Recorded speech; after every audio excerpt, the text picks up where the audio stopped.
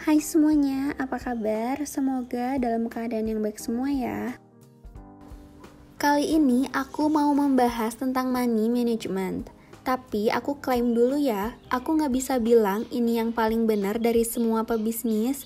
Tapi cara ini adalah cara yang paling fit untuk aku sekarang. Yang udah aku lakukan dari bulan Februari tahun 2020 ini. Pertama, dan yang paling dasar, harus memisahkan antara uang pribadi dan uang bisnis. Ini benar-benar mendasar banget. Buat yang bilang, "Kak, aku cuma punya satu rekening." Gimana dong?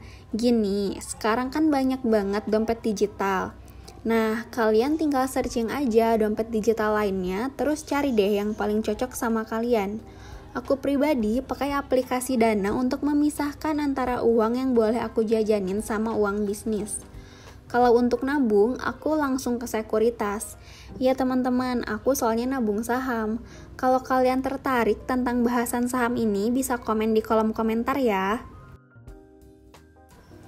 Kenapa sih Kak harus dipisah? Ya biar kelihatan seberapa berkembangnya usaha kita. Apakah sesuai target atau enggak? Setelitinya kita, pasti sesekali ada miss-nya deh kalau disatuin dalam satu rekening. Misalnya lagi mepet banget buat bayar belanjaan. Karena nggak dipisah uang pribadi dan uang bisnis, malah jadi kepake deh uang putarannya. Giliran mau restock barang, baru ngeh kalau uangnya malah kepake sama kebutuhan pribadi. Yang ada malah nggak ongoing usahanya, nanti mulai dari nol lagi. Selanjutnya, kalau kalian udah punya keuntungan dari hasil penjualan kalian, ya jangan langsung hura-hura belanja baju, skincare, tapi puterin lagi cari barang lain, restock barang baru, bagaimana caranya toko kita itu harus berkembang.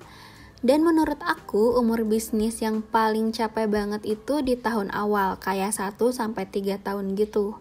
Kalau ternyata kalian kuat sampai tahun ketiga, insya Allah bisnis kalian itu udah dibilang jalan. Orang-orang udah tahu keberadaan kalian. Oh iya, di sini juga kita udah harus tahu tujuan dari bisnis kita sendiri. Maksudnya gimana tuh Kak? Oke, mari kita bahas.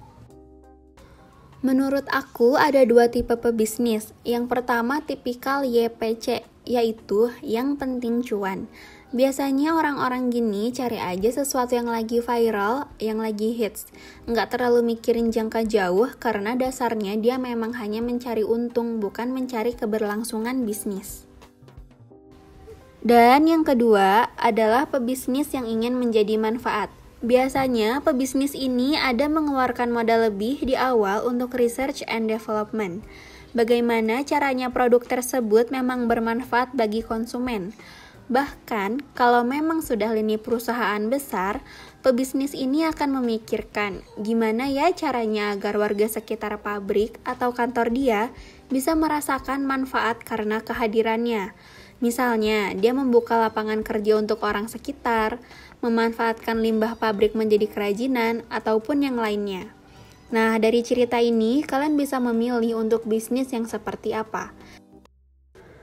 Kalau kita memang sudah bisa memutuskan untuk menjadi pebisnis yang seperti apa, maka akan semakin jelas juga alur uang yang harus kita bagi-bagi dalam pos keuangan kita. Misalnya nih, kita pilih tipikal YPC aja. Berarti kita nggak terlalu fokus untuk research barang lain yang belum tentu menghasilkan cuan.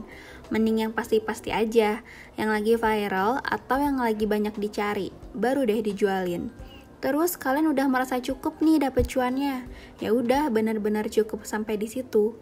Tinggal kita bijak untuk menggunakan uangnya. Entah ditabung atau dibelanjakan, ya gimana kita aja. Atau gak, biasanya banyak banget deh akun-akun yang ngebagiin jadi diagram pos-pos keuangan. Biasanya itu 50% untuk kebutuhan hidup, 40% untuk nabung atau enggak investasi, dan 10%-nya itu untuk hiburan. Tapi kalian nanti bisa disesuaikan lagi sama kebutuhan dari kehidupan kalian. Mungkin kalian mau lebih banyak nih nabungnya, ya udah berarti hiburannya dikurangin dan kebutuhannya bisa juga ditekan. Kayak gitu. Terus, ternyata kalian mau jadi pebisnis yang tipikal kedua nih, tipikal yang ingin menjadi manfaat. Berarti tujuan kita kan emang mau ongoing sampai nanti. Di sini pastinya akan lebih sulit. Mungkin di awal tahun pertama kita handle semuanya sendiri, dari marketing, gudang, packing, keuangan, semuanya sendiri. Kalau capek, ya pasti sih. Tapi kalau udah ada untung dikit, ingat, kita tahan dulu. Jangan langsung ambil untuk pribadi. Kita besarin bisnis dulu ya. Setelah uang kita cukup untuk membayar jasa orang lain, di sini kita udah harus mendelegasikan tugas kita tuh sedikit demi sedikit ke orang luar.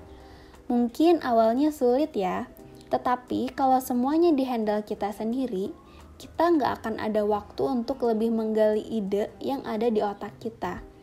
Adapun beberapa tips dari aku, apabila ternyata kalian mau hire orang nih, tapi masih bingung yang bagian apa dulu ya. Nah, di sini coba deh kalian cek ke diri kalian sendiri. Apa sih yang paling kalian nggak bisa kuasai? Misalnya kalian paling nggak bisa marketing nih, ya udah hire dulu aja bagian marketing. Atau ternyata kalian paling nggak bisa ngurus keuangannya, ya udah hire dulu bagian finance. Kalau di aku, karena kasusnya adalah all shop yang paling wasting time-nya di bagian packing, jadi pertama kali aku hire orang adalah bagian packing dan gudang. Nah, di sini jadi aku tuh punya waktu lebih 4-5 jam per hari dan bisa aku gunakan untuk eksplor lagi ide-ide bisnis aku ke depannya. Menurut aku, apabila bisnis kita tuh udah autopilot, bisa berjalan tanpa kita harus ada di tempat tersebut, itu benar-benar udah jadi mimpi aku. Ibaratnya, di saat aku udah jalan-jalan keluar kota atau nggak liburan, aku masih bisa dapet income. Udah benar-benar jadi mimpi aku banget. Gimana nih kalau menurut kalian?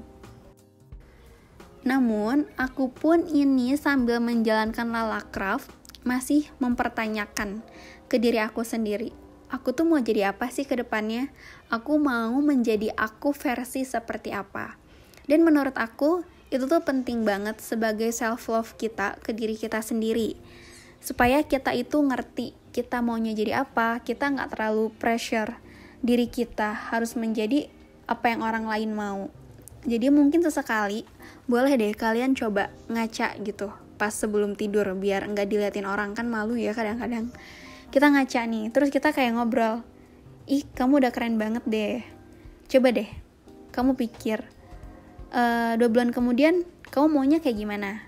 Atau enggak paling deket deh, besok kita mau makan apa? Nanti dari step-step kecil itu aku jadi keluar kan sebenarnya. Kita itu bisa merubah ke tahun-tahun ke depannya. Walaupun cuma satu step kecil, tapi itu tuh bisa merubah step yang bakalan lebih besar lagi.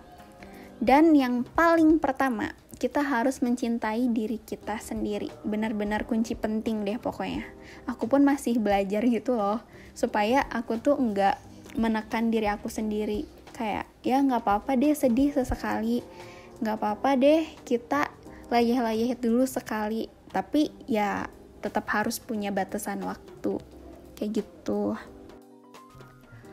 Aku juga pernah baca tips dari Quora. Buat kalian yang belum download Quora, menurut aku ini recommended sekali. Kalau kalian lagi gabut, baca aja deh, karena bisa membuka pemikiran kita dan kita bisa lihat dari sisi pandang orang lain. Aku tuh baca tentang hukum 5 detik. Jadi kalau misalnya kita lagi mager, kita hitung tuh dari 5 ke 1. Pas di detik ke 1, kita tuh udah harus langsung berdiri dan kita kerjain. Dan itu cukup ngebantu aku, supaya aku tuh nggak menunda-nunda pekerjaan. Mungkin nanti kalian bisa cobain tips ini dan ceritain ke aku hasilnya kayak gimana. Mungkin baru segini aja yang bisa aku ceritain. Makasih banget buat kalian yang udah nonton dan dengerin cerita aku. Terus aku juga ingin bertanya ke kalian baiknya kayak gimana gitu loh. Aku tuh bingung banget setiap kali pengen bikin video YouTube, nge-tag videonya tuh nge-tag apaan. Tapi sebenarnya banyak banget yang ingin aku ceritain. Apakah menurut kalian aku mendingan bikin podcast aja kah? Atau tetap pengennya kalian ngeliat aku melakukan pekerjaan kayak gini? Cuman kalau emang kalian pengennya aku ke podcast, jadi cuma fokus ke suara aku, mungkin aku bisa upload sekitar seminggu sekali. Tapi kalau emang bikinnya kayak gini, kemungkinan ya kayak gini, 2 minggu sekali, bahkan sampai sebulan sekali. Menurut kalian kayak gimana? Coba kasih tahu aku ya, supaya akunya juga nggak bingung. Karena emang aku tuh senang banget untuk ngobrol dan menceritakan apa yang udah aku alamin gitu loh. Ya, tapi bingung footage-nya kadang apaan gitu. Aku tuh takut kalian bosen kalau ngeliatin keseharian aku kayak gini-gini aja gitu. Sama satu lagi, jangan lupa untuk terus berproses menjadi manusia lebih baik ya.